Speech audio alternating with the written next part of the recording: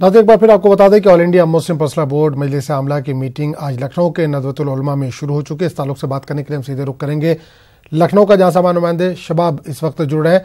शबाब, meeting का आगाज हो चुका है नदवतुल उलमा में, 1 घंटे के करीब हो चुका है। क्या कुछ निकल के आ रहा है, किन मुद्दों पर बात हो रही है वहां पर? और देखिए, बहुत ही महत्वपूर्ण ये जो बैठक है वो चल रही है इस वक्त all India Muslim personal law board की, जिसमें देश भर से all India Muslim personal law board के जो मेंबरान हैं वो लखनऊ पहुंचे हुए हैं और कई महत्वपूर्ण इंपॉर्टेंट बातें हैं जिन पर डिस्कशन हो रहा है, जिसमें अयोध्या का जो मामला है वो सबसे ज्यादा इम्पोर्टेंट है। अयोध्या में जो बाबरी एक्शन कमेटी के चेयरमैन है जफरयाब जिलानी, वो इस मसले की रिपोर्ट जो है वो आज बैठक में पेश करेंगे, क्योंकि मामला सुप्रीम कोर्ट में चल रहा है। लिहाजा दूसरी बड़ी बात जो है वो दारुल कज़ा को लेकर के है। तमाम जिलों में दारुल कज़ा की स्थापना हो, वहां पर दारुल कज़ा बनाए जाए और मुसलमानों के जो आपसी मसले हैं वो पहले दारुल कज़ा में सॉल्व हो, उसके बाद वो कोर्ट कचहरी की दहलीज तक पहुंचे।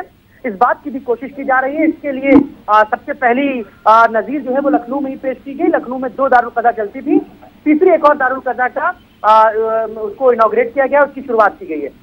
तीसरा बड़ा महत्वपूर्ण मुद्दा जो है वो महिलाओं यानी कि औरतों के सशक्तिकरण, उनके एम्पावरमेंट से जुड़ा हुआ है। उसको लेकर के भी महिला विंग जो है उनकी भी जो मेंबरान है, डॉक्टर अस्मा जहरा हैदराबाद से लखनऊ आई हुई हैं, वो भी यहाँ पर बैठी हुई हैं, उस पर बातचीत हो रही है। चौथा एक महत्वपूर्ण मुद्दा जो है वो ये है कि मुसलमानों में महंगी शादियों पर रोक लग सके और जो सुन्नत तरीका है उस पर अमल किया जाए, उस पर बातचीत की जाए, मस्जिदों में निकाह कराया जाए और मुसलमानों में जो महंगी शादियां हैं उनको रोका जाए, इस पर भी डिस्कशन हो रहा है।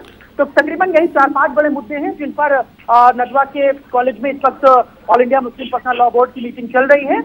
3:30 बजे प्रेस कॉन्फ्रेंस होगी जिसमें ब्रीफ बताएंगे कि किन किन टॉपिक पर बातचीत हुई है। आजम, चलिए शबाब, इस तमाम जानकारी के लिए बहुत बहुत शुक्रिया। तो